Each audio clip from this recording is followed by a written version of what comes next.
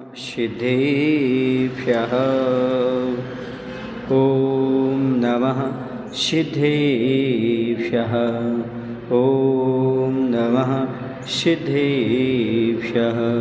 बोलिए अहिंसा परमो धर्म की। देवादिशी पार्श्वनाथ भगवान की। आचार्य गुरुदेव भगवान श्री विद्यासागर जी महाराज की।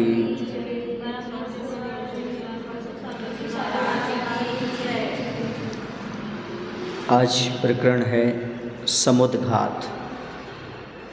आखिरकार समुद्घात कहते किसे हैं? मूल शरीर मछंडी ऐसा आता है, अर्थात अपने मूल शरीर को ना छोड़कर तेजस और कार्मण शरीर के प्रदेशों सहित आत्मा के प्रदेशों का शरीर से बाहर निकलना समुद्घात कहलाता है। जो आत्म प्रदेश होते हैं वही मूल शरीर में तो रहते हैं, लेकिन इसको छोड़ते नहीं और बाहर निकल जाते हैं। जैसे पावर हाउस होता है ना करंट का, वहाँ से सारी सप्लाई होती है करंट की, लेकिन पावर हाउस से करंट छूटता नहीं है, समझे ना। उसको छोड़े बिना करंट वायर से आगे प्रवाहित होता है और पहुँच जाता है जहाँ पहुँचना हो। ऐसी आत्म शरीर जो आत्म प्रदेश है, उनको शरीर को, वो आत्म प्रदेश शरीर को छोड़े बिना, है ना, मूल शरीर को बाहर निकलते हैं, वह कहलाता है समुद्घात। ऐसे में जैसे करंट का पावर हाउस है, वहाँ से करंट हमें मिलता है, तो पावर हाउस हो गया क्या अपना मूल शरीर, और उससे जो हम अपने घर तक लेकर के आगे करंट, हाँ करंट वहाँ से छूटा नहीं, हाँ तो ये कहलाएगा आपका समुद्घात। आया समझ में? हाँ। समुद्घात कितने प्रकार के होते हैं? समुद्घात 7 प्रकार के होते हैं। वेदना, कषाय, विक्रिया, मारणांतिक, तेजस, आहारक और केवली समुद्घात। वेदना समुद्घात क्या है वो अपने आप में बता रहा है। जब शरीर में कोई वेदना उत्पन्न हो तब आत्म प्रदेश से बाहर निकलें, तो वात, पित्त आदि विकार जनित रोग या विषपान आदि की तीव्र वेदना से मूल शरीर को छोड़े बिना आत्म प्रदेशों का बाहर निकलना वेदना समुद्घात है। जब कोई खतरनाक रोग हो जाए या कोई व्यक्ति जहर आदि का पान कर ले, उसको जो तीव्र वेदना होती है, उस तीव्र वेदना से मूल शरीर को छोड़े बिना आत्म प्रदेश जो बाहर निकल जाते हैं, उसे बोलते हैं वेदना समुद्घात। क्या बोलते हैं? वेदना। हमें दिखाई क्यों नहीं देता? जैसे करंट दिखाई नहीं देता, दिखता है क्या? नहीं, ऐसी आत्म प्रदेश भी दिखाई नहीं देते। इसके बाद आता है तुम्हारा वेदना समुद्घात का, तो ये कितनी दूर तक फैल सकते हैं?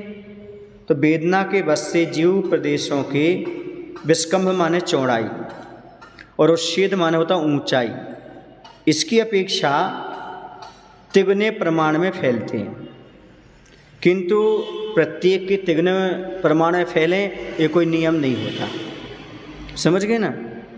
तो अधिक से अधिक तिगुने प्रमाण में फैल सकते हैं। जैसे निगोदिया जीव हैं, तो उनमें अतिशय वेदना का अभाव होने से विवक्षित शरीर से तिगुना वेदना समुद्घात संभव वहाँ पर नहीं होता। तो हर किसी का तिगुना हो ऐसा कोई नियम नहीं है। फैलेंगे तो इतने ही फैलेंगे, इससे ज़्यादा नहीं, ऐसा बताया। ये हो गया अपना वेदना समुद्घात। वेदना माने तकलीफ में जो निकलते हैं, कष्ट में। अब इसके बाद आता है कषाय समुद्घात। अपने आप में ये नाम बता रही हैं। कषाय की तीव्रता से आत्म प्रदेशों का अपने शरीर से तिगुने प्रमाण फैलने को कषाय समुद्घात कहते हैं।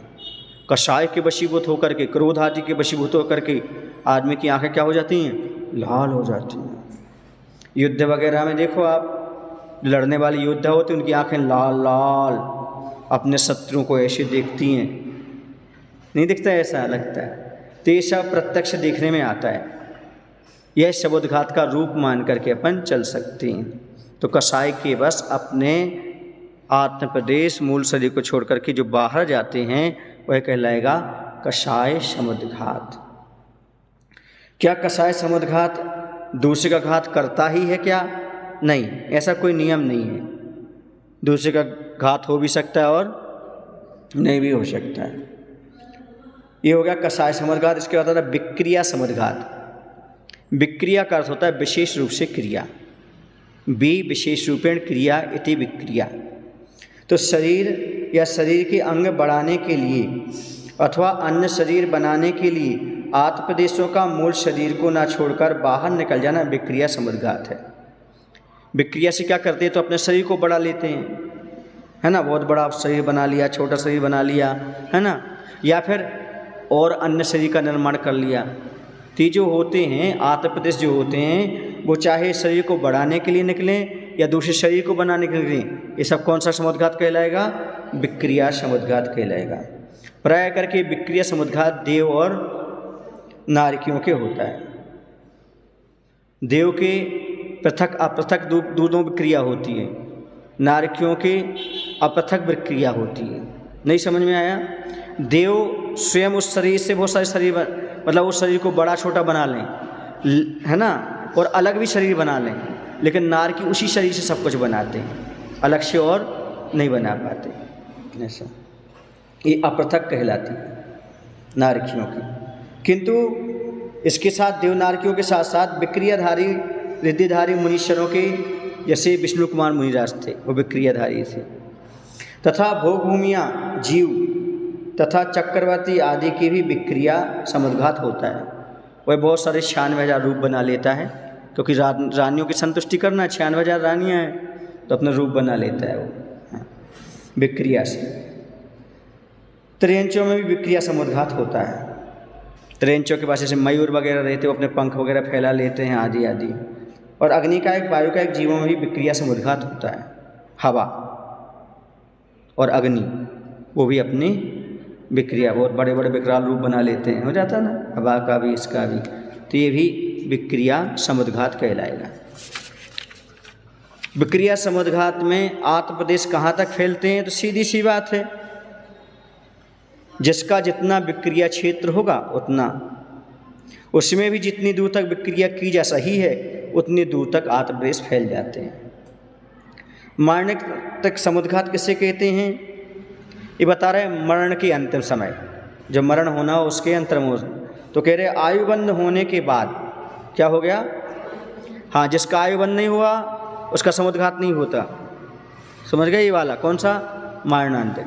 आयुबंध होने के बाद मरण के अंतर मुहूर्त पहले मूल शरीर को ना छोड़कर जहाँ उत्पन्न होना है उस क्षेत्र का स्पर्श करने के लिए आत्मप्रदेशों का शरीर से बाहर निकलना मरणांतिक समुद्घात है। समझ गए? जैसे आपकी नौकरी, आपका ट्रांसफ़र हो गया मैसूर, तो आपके परिवार के मुखिया पहले वहाँ जाएंगे, देख करके आ जाएंगे कैसी कैसी जगह है, कहाँ रहने का, फिर पूरी फैमिली सहित वहाँ पहुँच जाएंगे, है ना। इसी प्रकार से अब मरण तो करके जीव को जाना है, तो उसके आस-पास पहले देख आते कहाँ में जन्म लेना है, फिर जा करके फिर मरण होकर के वहाँ पहुँच जाता है वह जीव। हाँ, सब अंतर्मुहूर्त का काम है यहाँ पर। तो आए समझे आपको। फिर राजा तेजस समुद्घात। तेजस का अर्थ होता है शरीर में कांति देने का काम जो करता है वो तेजस शरीर होता है। तो यहाँ पर संयमी महामुनिराज की विशिष्ट दया उत्पन्न होने पर अथवा तीव्र क्रोध उत्पन्न होने पर उनकी दाएं अथवा बाएं कंधे से तेजस शरीर का एक पुतला निकलता है। समझ गए ना, ये तेजस पुतला है, समुद्घात है। वो तेजस जो कांति देता शरीर को वो लगे, ये दो प्रकार का हो जाता है, निस्सरणात्मक और निस्सरणात्मक। समझ रहे ना। तो ये जो है जो निस्सरणात्मक माने बाहर निकलने वाला है। तो मुनि महाराज जो होते हैं ये दो कारण से निकलता है, या तो क्रोध आ जाए तब, या फिर दया का भाव, अति दया का भाव आ जाए तब। तो यदि क्रोध उत्पन्न हुआ है तो बाएं कंधे से निकलेगा, और यदि दया का भाव आया है तो दाएं कंधे से निकलेगा। ये एक पुतला निकलता है, ये उसके आत्मदेश को बाहर निकलना तेजस समुद्घात कहलाता है। समझ गए। शुभ भी होता है और अशुभ भी होता है। इसको आगे अपन खोलेंगे। तो संयमी महामुनिराज के विशिष्ट दया उत्पन्न होने पर अथवा तीव्र क्रोध उत्पन्न होने पर उनके दाएं अथवा बाएं कंधे से तेजस शरीर का एक पुतला निकलता है। उसके साथ आठ प्रदेशों का बाहर निकलना तेजस समुद्घात कहलाता है।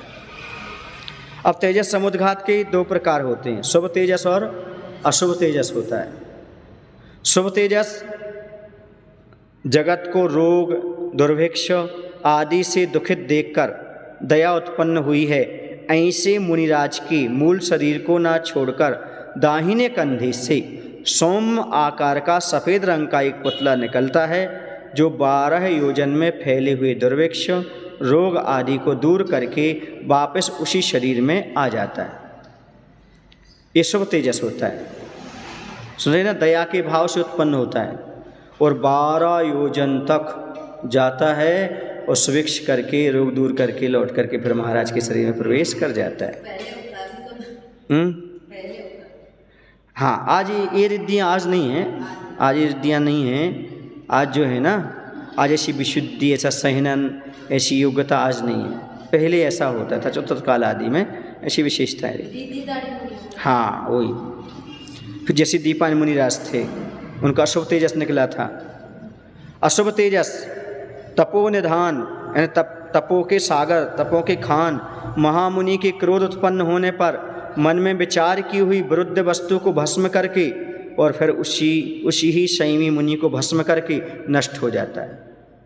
यह मुनि के बाएं कंधे से सिंदूर की तरह लाल रंग का बिलाव के आकार का 12 योजन लंबा ये भी होता है। सूर्यांगुल के संख्यात भाग प्रमाण मूल विस्तार और 9 योजन चौड़ा होता है। समझ गए? तो दीपान मुनिराज का तो मिलता है, वही तो कह रहा हूँ, दीपान मुनिराज का तो मिलता है, लेकिन दया के भाव से निकला ऐसा उदाहरण अभी तक प्रथमा युग में नहीं मिलता कि सुभिक्ष करके लौट के आया हो। इनका तो दीपान मुनिराज का तो मिला अशुभ तेजस का, शुभ तेजस का अभी तक नहीं मिला हमें पढ़ने के लिए ऐसा, लेकिन होता है। अब नहीं दिया गया कि क्यों नहीं दिया गया और क्या हुआ ये नहीं पता अपन को, कि दोनों प्रकार के हुआ करते हैं। लेकिन तेजस जो होता है यह किन के होगा समुद्घात? बोलो ना, संयमी मुनिराज के। किन के होगा? हाँ, मुनिराज के पास होगा। अब इसमें अंतर क्या है? दोनों छठे गुण स्थानवर्ती मुनिराज के होते हैं एवं इनके साथ उपशम सम्यक दर्शन, आहार अद्विक और परिहार विशुद्धि संयम नहीं होता। इनकी मैचिंग नहीं मिलती, समझ गए ना? यदि वो रहेगा तो ये नहीं रहेंगे। कौन रहेगा? तेजस समुद्घात है तो समझो उनके पास उपशम सम्यक दर्शन नहीं होगा, आहार अद्विक नहीं होगा, परिहार विशुद्धि संयम नहीं होगा, एक साथ नहीं रहते। तथा गुरु उपदेश के अनुसार यह भाव पुरुष वेद वालों को ही होता है। आचार्य ने बताया कि भैया ये हो सकता है पुरुष वेद वालों के ही होता है, स्त्री और नपुंसक वेद, भाव वेद की अपेक्षा कह रहे हैं, उनके नहीं होता ऐसा। क्या दोनों तेजस समुद्घात में ये अंतर समझ सको? और भी अंतर है क्या? तो सुन लो। अशुभ तेजस और शुभ तेजस वर्ण, उनका रंग कैसा होता है? तो अशुभ तेजस का सिंदूर के समान लाल रंग का होता है और शुभ तेजस का सफ़ेद रंग का होता है। इनमें शक्ति क्या होती है? 12 योजन तक सब कुछ नष्ट कर देता है, ये होता है अशुभ तेजस। और 12 योजन तक दुर्भिक्ष, रोग आदि नष्ट कर देता है, ये कहलाता है शुभ तेजस। समझ गए? ये जो अशुभ तेजस है यह क्रोध के कारण निकलता है और शुभ तेजस दया के भाव से निकलता है। ये उत्पत्ति कहाँ से निकलता है? तो अशुभ तेजस बाएं कंधे से निकलता है, शुभ तेजस दाएं कंधे से निकलता है। विसर्पण अशुभ तेजस इच्छित क्षेत्र प्रमाण अथवा 12 योजन तक, और शुभ तेजस अशुभ तेजस के समान, ये भी समझ इच्छित क्षेत्र प्रमाण और 12 योजन तक। निमित्त अशुभ तेजस का वही जो हमने बताया था, प्राणियों के प्रति रोष, क्रोध। शुभ तेजस प्राणियों के प्रति अनुकंपा, दया। अशुभ तेजस का आकार बिलाव के आकार का और उसका आकार शुभ तेजस का सौम्य आकार का, सुंदर। सौम्य माने सुंदर आकार, अच्छा। हम्म। आहारक समुद्घात किसे कहते हैं? तो ये भी मुनिराज के पास ही रहेगा। आहारक रिद्धि वाले मुनि को जब तत्व संबंधी तीव्र जिज्ञासा होती है तब उस जिज्ञासा के समाधान के लिए उनके मस्तक से एक हाथ ऊंचा सफ़ेद रंग का पुतला निकलता है, जो केवली सुत केवली के पाद मूल में जाकर विनय से पूछकर अपनी जिज्ञासा शांत कर मूल शरीर में प्रविष्ट हो जाता है या तीर्थ वंदना आदि के लिए भी जाता है। आया समझ में? हमने बताया था आहारक रिद्धि कह लो, आहारक शरीर कह लो, वो यही है। ऐसा यह समुद्घात भाव पुरुष वेद वाले प्रमत्त संयत छठे गुणस्थानवर्ती मुनि को होता है। इसके साथ उपशम सम्यक दर्शन, मना परिज्ञान और परिहार विशुद्धि संयम का निषेध है। ये इनके साथ नहीं रहते, मैचिंग नहीं है उनके साथ, पहले बताया था हमने, ऐसे ही यहाँ पर। तो ये आहारक रिद्धि है। हाँ, तेजस रिद्धि और आहारक रिद्धि में एक विशेषता ये है, वो कंधे से निकल रहा है, ये मस्तिष्क से निकल रहा है। आहारक शरीर कहाँ से निकलता है, आहारक समुद्घात कहाँ से होता है? मस्तिष्क से। केवली समुद्घात किसे कहते हैं? जब केवली भगवान की आयु अंतर्मुह शेष रहती है और शेष जो 3 कर्म है आघातीय कर्म, उनकी स्थिति अधिक हो, तब आयु कर्म के बराबर स्थिति करने के लिए आत प्रदेशों का दंड, कपाट, प्रतर और लोकपूर्ण के माध्यम से बाहर निकलना होता है। उसे केवली समुद्घात कहते हैं। कहने का तात्पर्य है, प्रत्येक केवली ये समुद्घात नहीं करते। जिनकी अन्य 3 कर्मों की स्थिति आयु कर्म के बराबर होती है, उन्हें समुद्घात नहीं करना। किनको करना है? कौन करते हैं? जिनकी आयु कर्म से 3 और आघातीय कर्मों की स्थिति ज़्यादा हो, वो केवली भगवान ये केवली समुद्घात करते हैं, उसको बराबर करने के लिए। यहाँ पर समझाया जा रहा है कैसे होता है। जैसे गीली धोती है, पंछा है, फैला देने से जल्दी सूख जाती है एवं बिना फैलाए जल्दी नहीं सूखती है, वैसे ही आत्मदेश फैलाने से वह कर्म कम स्थिति वाला हो जाता है। बिना फैलाए उनकी स्थिति घटती नहीं है। इससे बराबर बनाना है आयु कर्म के, इसलिए कपड़ा फैला तो जल्दी सूख जाएगा। आत्मदेश बाहर निकलेंगे, जल्दी कर्म की निद्रा हो जाएगी। ऐसे में इस निमित्त से ऐसा होता है। अभी समझे हम जो पढ़कर क्या है, दंड क्या है, कपाट क्या है, प्रतर क्या है, लोकपूर्ण क्या है, जो समुद्घात होते हैं। तो सबसे पहले आता है दंड समुद्घात। कौन सा समुद्घात? दंड। संयोग केवली यदि बैठे हों तो शरीर से तिगुने विस्तार फैलते हैं। कायुष्यर यानी खड्गासन में स्थित हों तो शरीर विस्तार चौड़े आत्मप्रदेश निकलते हैं एवं ऊपर से नीचे तक बात बलियों के प्रमाण से कम 14 राजू लंबे फैल जाते हैं। समझ गए? लोक, पूरे लोक में फैल जाता है ना? ऐसा इसका ये काम है। तो यदि महाराज बैठे हैं, कौन से केवली महाराज बैठे हैं, केवली भगवान बैठे हैं, तो तिगुना हो जाएगा विस्तार। और यदि कायुष्य में बैठे हैं या खड्गासन में हैं तो शरीर विस्तार चौड़े आत्मप्रदेश निकलते हैं एवं ऊपर से नीचे तक बात बलियों के प्रमाण से कम 14 राजू लंबे फैल जाते हैं। इतना तो है ही। लोग कितना है? 14 राजू, बस नहीं, कुछ कम कह दिया उन्होंने। फिर दूसरा होता कपाट। कपाट का अर्थ होता दरवाज़ा। कहते हैं ना कपाट खोलो, दरवाज़ा। तो जैसे दरवाज़ा आजू बाजू खुलता है, वैसे ही इसमें आत्मप्रदेश आजू बाजू में फैलते हैं। यदि केवली भगवान पूर्वाभिमुख हों तो ऊपर, मध्य में एवं नीचे सर्वत्र बात विलय को छोड़कर 7-7 राजू प्रमाण आत्मप्रदेश फैलते हैं। और यदि भगवान उत्तराभिमुख हों तो बात विलय को छोड़कर ऊपर तो 1 राजू, ब्रह्मलोक में 5 राजू, मध्यलोक में 1 राजू और नीचे 7 राजू प्रमाण चौड़े हो जाते हैं। समझ गए ना? जितना जितना उसका है उतना उतना फैल जाता है। क्योंकि ब्रह्म लोक का वो 5 राजू ही है, उसका स्पेस ऐसा इधर फैल जाते हैं। अब आता प्रतर। इस समुद्घात में सामने व पीछे जितना क्षेत्र शेष बचा है उसमें बात वलय को छोड़कर सब में फैल जाती है। इसके बाद आता लोकपूर्ण समुद्घात। इसका नाम ही है लोकपूर्ण। इस समुद्घात में आत्मप्रदेश बात बलय के क्षेत्र में भी फैल जाते हैं, अर्थात संपूर्ण लोक में फैल जाते हैं। ये बात बलय को भी कवर कर लेता है। ये कहलाता है कौन सा? लोक पूर्ण समुद्घात। अपन को सिद्ध परमेष्टि के आत्मप्रदेश छू के चले जाते हैं। समझ गए कि छू के चले जाते हैं, आत्मप्रदेश अपन को छू करके चले जाते हैं। अपन को मालूम नहीं पड़ता कब छू कर चले गए।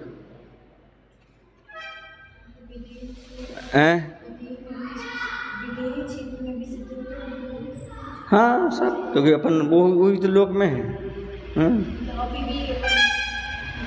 मध्य लोक में अपन भी तो हैं, विदेशी तो भी मध्य लोक में हैं। और वैसे ही पूरे लोक में फैल रहे हैं, तो आप कहीं भी रहो तो छू के चले जाएंगे।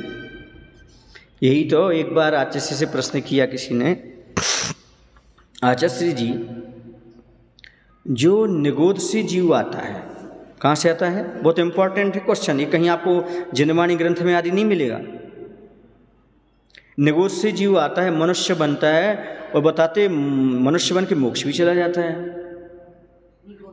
हाँ, तो ये ऐसा कौन सा परिणाम होता होगा निगोद या जीव के, सीधी मनुष्य पर्याय में आ जाता है? तो आचार्य ने कहा कुछ समझ में नहीं आता। उसी कौन सा निमित्त? मन है नहीं उसके पास, देवशास्त्र का निमित्त मिला कुछ मिल जाए। तो आचार्य कहते एक ही निमित्त समझ में आता है कि सिद्ध परमेष्टि के उसको अरहंत परमेष्टि को उसको आत्मप्रदेश छू जाते हैं। यही विशुद्धि बढ़ जाती होगी, और तो कुछ भी नहीं मिलता है ऐसा कि कौन सा परिणाम उसके वर्तमान का कौन सा परिणाम उसका, ये समझ में नहीं आता। ऐसा हो सकता है कि समुद्घात किया हो, आत्मप्रदेश छू गए, वो समझ की इसकी विशुद्धि बढ़ गई हो, और कोई कारण नहीं मिलता, देखने को नहीं मिलता। ऐसा ये तो भगवान की आत्मप्रदेश जो है ना, ये अपन सबको छू करके चले जाते हैं। लोकपूर्ण समुद्घात के बाद प्रवेश विधि किस प्रकार से है? ये तो अब बाहर निकल गए, अब लौट कर कैसे आते हैं आत्मप्रदेश? तो लोकपूर्ण के बाद वापस प्रतर में, प्रतर से कपाट में, कपाट से वापस दंड में, और दंड से वापस मूल शरीर में प्रवेश करते हैं। आए समझ में? नहीं समझे? लोकपूर्ण तक पहुंच गए थे, वो लोकपूर्ण से उल्टे चलेंगे। पहले दंड, कपाट, प्रतर और लोकपूर्ण। अब लौटेंगे तो कैसे आएंगे? लोकपूर्ण से लौटेंगे तो प्रतर में, प्रतर से कपाट, और कपाट से दंड में, ऐसे लौट करके आएंगे। समुद्घातों में कितना समय लगता है? तो केवली समुद्घात में 8 समय। कितने समय लगते? 8। और शेष सभी समुद्घातों में अंतर्मुहूर्त लगता है। केवली समुद्घात में 8 समय कैसे लगते हैं? तो दंड में 1 समय, कपाट में 1 समय, प्रतर में 1 समय, और लोकपूर्ण में 1 समय। इसके बाद वापस होते समय प्रतर में 1 समय, कपाट में 1 समय, और दंड में 1 समय, और मूल शरीर में प्रवेश करते समय का 1 समय। इस प्रकार कुल कितने हो गए? 8 समय। समझ गए? इतने कम समय में सारा काम हो जाया करता है। जो दंड, कपाट, प्रतर और लोकपूर्ण समुद्घात है, इसमें कौन सा योग होता है? तो दंड में औदारिक का योग होता है, कपाट में औदारिक मिश्र का योग होता है, प्रतर एवं लोकपूर्ण समुद्घात में कारमन का योग रहता है। योग पढ़ के आए थे ना अपन? 15 योग पढ़ के आए थे ना? नहीं पढ़ के आए थे? जब मार्गणा पड़ी थी 15 योग, उस समय मन के 4, वचन के 4, और 7 किसके? काय के। उसमें इसे ये आ रहे हैं औदारिक, औदारिक मिश्र और कारमान। क्या सभी केवली समुद्घात करते हैं? अभी जो हमने कहा था ना पहले, सभी नहीं करते। मोक्ष जाने वाले सभी जीवों के केवली समुद्घात नहीं होता, किंतु सुनो, किंतु जिन केवलियों की आयु कर्म के अलावा शेष 3 कर्मों की स्थिति आयु कर्म से अधिक होती है, उन केवलियों के 3 कर्मों की स्थिति आयु कर्म के बराबर करने के लिए होता है। बाकी जिनकी बराबर है उनको जरूरत नहीं पड़ती। ये समुद्घात किस दिशा में होते हैं? तो आहारक और मारणक समुद्घात में आत्मप्रदेश एक ही दिशा में गमन करते हैं। जहाँ तीर्थ बंधन के लिए जाना हो या जिज्ञासा के लिए जहाँ केवली सुत केवली हों वहाँ जाते हैं, किंतु शेष 5 समुद्घात 10 दिशाओं में गमन करते हैं। आहारक वाला कहाँ, जहाँ केवली सुत केवली हैं उसी दिशा में जाएंगे। और जो मारणांतिक समुद्घात है, जिस दिशा में उसे जीव को मरण करके जन्म लेना वहाँ जाएंगे। बाकी शेष जो 5 हैं वह समुद्घात 10 दिशाओं में गमन कर सकते हैं। किस गति में कितने समुद्घात होते हैं, तो सबसे पहले देखें नरक गति में। नरक गति में जो होते हैं उसमें 4 होते हैं, वेदना, कषाय, विक्रिया और मारणांतिक समुद्घात। कितने हो गए, कौन कौन से? वेदना, कषाय, विक्रिया और मारणांतिक समुद्घात। त्र्यंच गति में भी यही 4 होते हैं, वेदना, कषाय, विक्रिया और मारणांतिक समुद्घात। मनुष्य गति में सभी हुआ करते हैं। क्यों होते हैं सभी?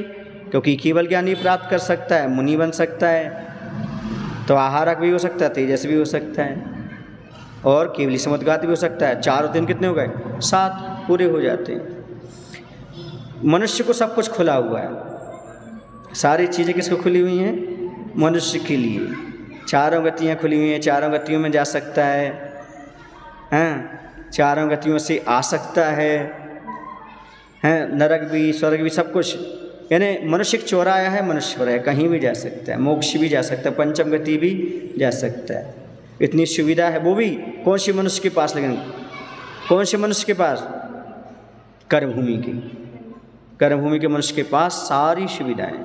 क्योंकि भोगभूमि के जीव जो होते हैं वो चौथे स्थान से ऊपर नहीं उठते, वहाँ मुनि बन ही नहीं सकते, संयम ले ही नहीं सकते, तो वहाँ पर आहारक नहीं होगा, तेजस नहीं होगा और केवली नहीं होगा।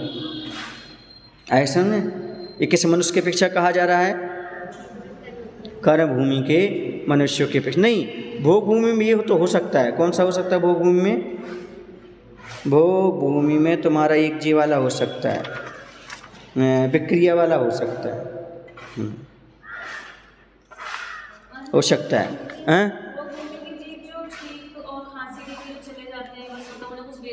हाँ, उनका नियम रहता है, भोगभूमि का जीव नियम से स्वर्ग ही जाता है, देव आयु का ही बंध, स्वर्ग ना कह के देव आयु का बंध करता है। जो मिथ्या दृष्टि होता है वह भवनत्रक में जन्म लेता है, और जो सम्यक दृष्टि होता है वह पहले और दूसरे स्वर्ग में जन्म लेता है। और भोगभूमि कहाँ से जाते हैं? तो कर्म भूमि के मनुष्य त्र्यंची जाते हैं, समझ गए ना? वही संगी त्र्यंच जाएगा। क्यों? क्योंकि जो दान की अनुमोदना कर सकता है। मनुष्य तो संगी होता ही है ना, जो मनुष्य समूह छोड़ करके, बाकी जो त्र्यंच हैं, त्र्यंच में असंगी पंचेंदी तक, 1 इंद्री 2 इंद्री 3 इंद्री 4 इंद्री और संगी पंचेंदी तक, यह भोगभूमि में नहीं जा सकता, माँ संगी पंचेंद्री ही जाएगा त्र्यंच भी। क्यों? क्योंकि वह मन होगा तभी तो दान की अनुमोदना कर पाएगा या दान दे पाएगा। ऐसे में भोगभूमि का जीव भोगभूमि में जन्म नहीं लेता, भोगभूमि का जीव नियम से कहाँ जाता है? देव आयु का ही आश्रय करता है। आगे इस समझ में। अब देवगति में वेदना, कषाय, विक्रिया, मारणांतिक समुद्घात। देवगति की वेदना समझ में आ रही है आपको क्या? वहाँ पर वेदना किस प्रकार की होती होगी देवगति में? वहाँ शारीरिक तो कोई वेदना होती नहीं है। ईर्ष्या होती है, वो बतल है, ईर्ष्या से वेदना होती है। ईर्ष्या और लोभ तो रहता है उनके पास, कषाय तो समझ में आता है, विक्रिया तो करते ही हैं, मारना तक भी समझ में आता है, लेकिन वेदना समुद्घात देवगति में समझ में नहीं आता किस रूप। अब उनके वेदना वही जाने कैसी कैसी होती होगी, क्योंकि सब सुखी तो है नहीं। ये भी होता है कि जब जो होते ना कौन से मिथ्या दृष्टि देव, उनकी आयु समाप्त होती है तो 6 महीने पहले मालूम पड़ जाता है उनको, तो उनको बहुत दुख होता है, बहुत तकलीफ होती है। मरा तो समय विलाप करें, ऐसा कुछ लिखा ना उसमें, मरते समय बहुत विलाप करते हैं, रोते हैं, वो दुखी होते हैं, मतलब कि अब हमें फिर ये देवियाँ ईश्वर का सुख सब छूट रहा है मेरा। ये वेदना उनको भी है। किनको? इसलिए कहते हैं जिनके सदा सुख साता, उनके भी नहीं सुख साता। जिनके पुण्य उदय उनके भी नहीं सदा सुख साता। पुण्य का उदय भी है तो अभी सुख साता नहीं है। क्यों? क्योंकि अब छूटने का भय आ रहा है। अभी छूट रहा। क्योंकि सबसे खतरनाक भय तो मरण वाला रहता है।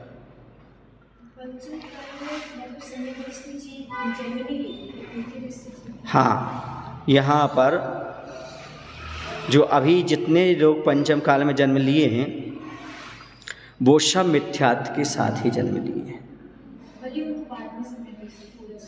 बाद में तो होंगे ही, होते ही हो ही जाते हैं। क्या बात होगी? सारे हों ये कोई नियम नहीं, लेकिन योग्यता आ जाती। 8 वर्ष अंतर मुहूर्त के बाद सम्यक दर्शन की योग्यता आ जाती है।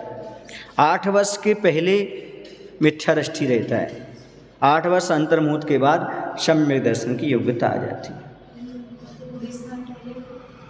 हाँ, गुणस्थान पहले ही होगा, स्वाभाविक है वो तो, क्योंकि मिथ्या दृष्टि तो पहले ही गुणस्थान होगा। और स्त्री पर्याय में कहीं भी जन्म ले तो मिथ्यात्व के साथ ही होगा। समझ में? चाहे भोग भूमि में ले, चाहे यहाँ पर ले, चाहे देवी पर्याय में ले, देवी भी बनेगा तो भी है मिथ्या दृष्टि, क्योंकि स्त्री पर्याय में सम्यक दृष्टि उत्पन्न नहीं होता। बाद में प्राप्त कर सकता है ना, उत्पन्न नहीं होगा उसके साथ। जैसे अभी तो सप्तम स्थान तक मुनि बन सकते हैं, लेकिन उत्पन्न कैसे होंगे? जन्म कैसे होगा? उत्पत्ति की अपेक्षा के रहे। इसलिए तो जन्मदिन नहीं मनाते। आचार्य श्री जी मुनियों का खुद का जन्मदिन का निषेध करते हैं। क्यों करते हैं? क्योंकि किसके साथ जन्म हुआ? मिथ्यात्व के साथ। फिर भी लोग कहते हैं यदि आपका जन्म नहीं होता तो आप महाराज कैसे बनते? इसलिए तो हम महाराज को पूज रहे हैं, जन्मदिन नहीं मना रहे हैं। लोग ऐसा कह देते हैं। लेकिन लोग लिखते ना, पत्रिका छपवाते हैं, अवतरण दिवस। कौन सा मनाते हैं? अवतरण दिवस। इतना अवतरण दिवस मनाया जा रहा है, अच्छे से फूल फेंके जाए, ये हो रहा है, वो हो रहा है। ये सब ठीक नहीं, क्योंकि ये मिथ्यात्व का समर्थन सा लगता है। क्योंकि जन्म की अनुमोदना कर रहे हैं आप। किसकी अनुमोदना कर रहे हैं? वो जन्म किसके साथ हुआ था? ऐसा में हाँ, तो ये थोड़ा सा विचारणीय बिंदु रहता है। कुछ लोग इस अपेक्षा से कर लेते, चलो भैया इसी से तो मुनि बने हैं, यदि जन्म नहीं होता तो कैसे बनते, ऐसा करते, ऐसा कह करके कर लेते हैं। या फिर ये समझ लेते हैं भैया चलो निमित्त मिल रहा है, हमें भक्ति करना है, कैसा भी निमित्त मिल जाए, ऐसा सोच लेते हैं। पर उसको जन्म दिवस मना के नहीं, उपकार दिवस मना के चलें, सीधी बात। ऐसा तो फिर भी चल जाए, है ना। और उसको जन्म दिवस मना कर चलते हैं तो वो फिर दृष्टि वहीं जाती है, जन्म। बच्चे का पुण्य करने की जेल कुल में पैदा हुआ है। हाँ, किसने मना किया? तो हर पुण्यात्मा का थोड़ी जन्म दिवस मनाया जाता है। सवाल है श्रद्धा का। किसका सवाल है? श्रद्धा का सवाल है। सम्यक दृष्टि है कि मिथ्या दृष्टि है? तो 45 दिन के बाद में जेल संस्कार मिलते हैं। संस्कार देना अलग चीज़ है। इसी तो सुदासाजी एक नई चीज़ निकाल दी, जन्मदिन मनाओ, टेम्पल डे मनाओ। लेकिन जब टेम्पल डे मनाओगे ना, तब भी तो मिथ्या दृष्टि रहेगा वो। बस ये खुशी मनाओ कि हम बेटे को मंदिर लेकर के आ गए, इतनी खुशी है। बाकी आप और क्या अनुमोदना करोगे इसके लिए? उसने पहली बार भगवान का दर्शन किया। हकीकत तो ये 8 वर्ष अंतर मुहूर्त के बाद उसको सम्यसन की योग्यता आती है, तभी वह दान देने का अधिकारी होता है। आप लोग जिद करते ना, छोटे बच्चे से आहार ले लो, आहार ले लो, आहार ले लो, नहीं हैं, वो मतलब तो वही हो गया ना। उससे हाथ, शुरू में हाथ धुलवा लो जब अंजलि खोल रहे हैं, और लास्ट में कुल्ला करवा दो, बात खत्म हो गई। उसका मन भी रह जाएगा और वहाँ तक पहुँच भी नहीं पाता वो छोटा बच्चा। संस्कार डालने की अपेक्षा या घर में शुद्धि का बना रहे इस अपेक्षा से आचार्य से तो मना करते हैं। आचार्य से कहते हैं ऐसे छोटे बच्चों को चौके में सोला पहना के खड़ा नहीं करना चाहिए। कुछ ही मांगने लगते हैं, कुछ ही बोलने लगते हैं, विकल्प होते हैं, मूठे जूठे मुँह आ जाते हैं। दूसरा यहाँ अगली अगली डाल देते मुंह में, फिर वो कैसे कुछ चीज़ छुएंगे? उनका इतना विवेक तो रहता नहीं बच्चों का, कहीं भी अगली डाल सकते वो, आँख में, नाक में, कान में, मुंह में।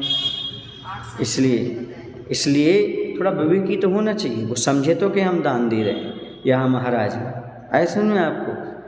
हाँ, एक बार तो ऐसा हुआ था कि वो परिक्रमा लगाते लगाते गिर गया, गिर के रोने लगा। आप क्या करोगे बताओ?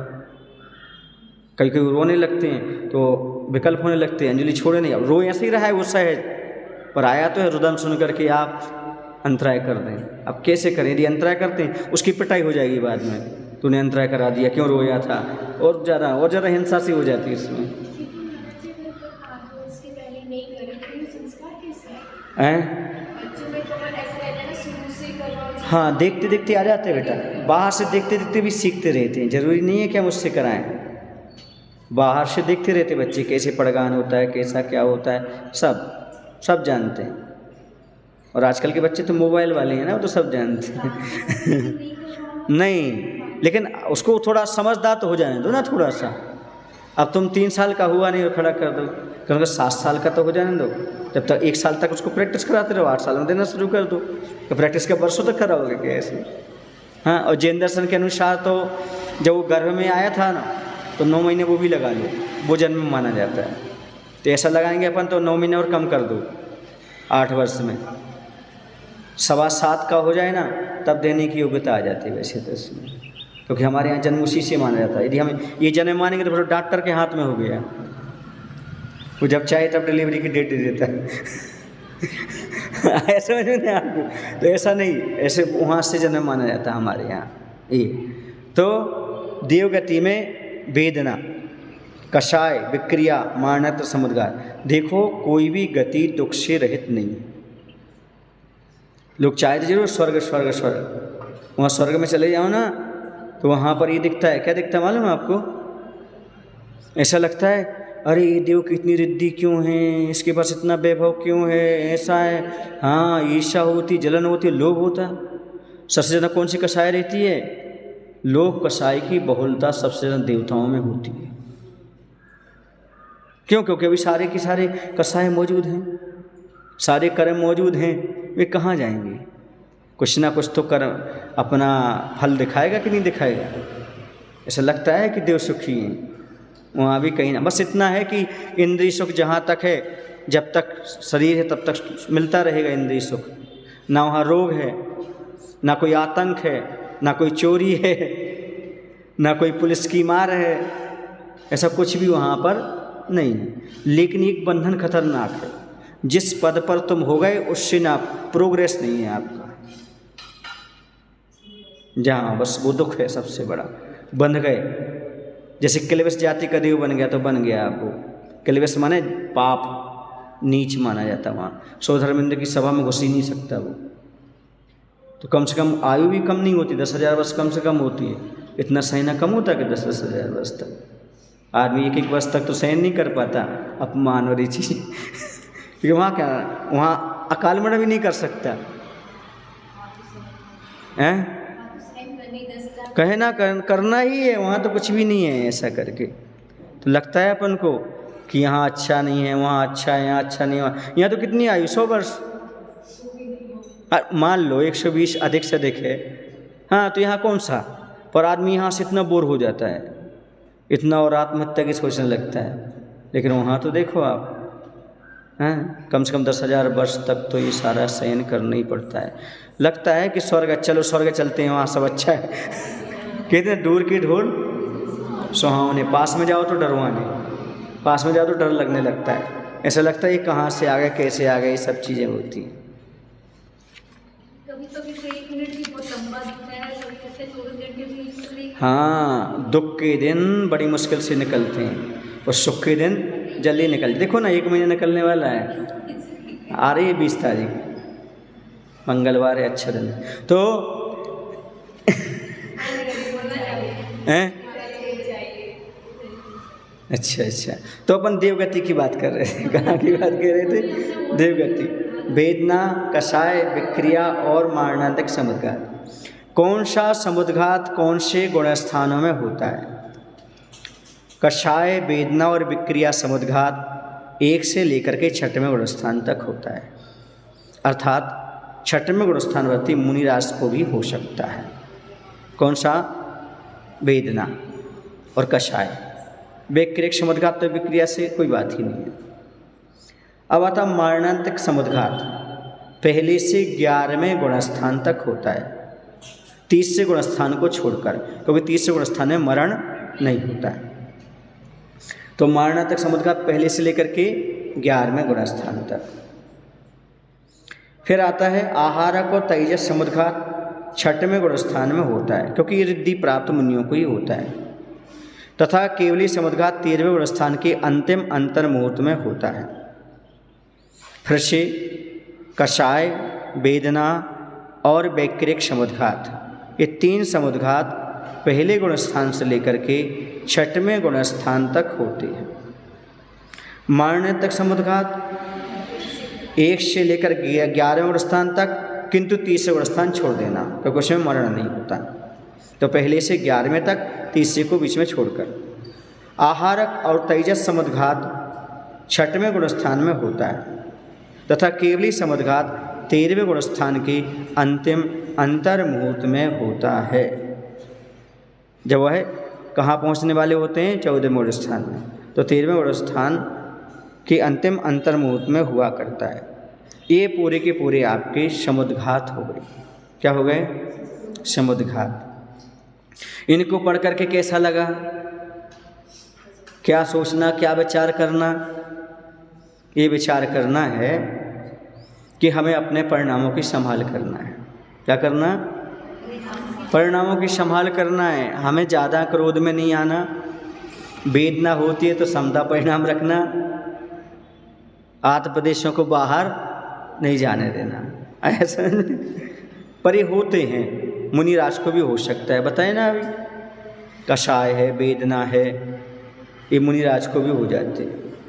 क्यों? दीपान मुनिराज का तो स्पष्ट रूप से है कि नहीं है?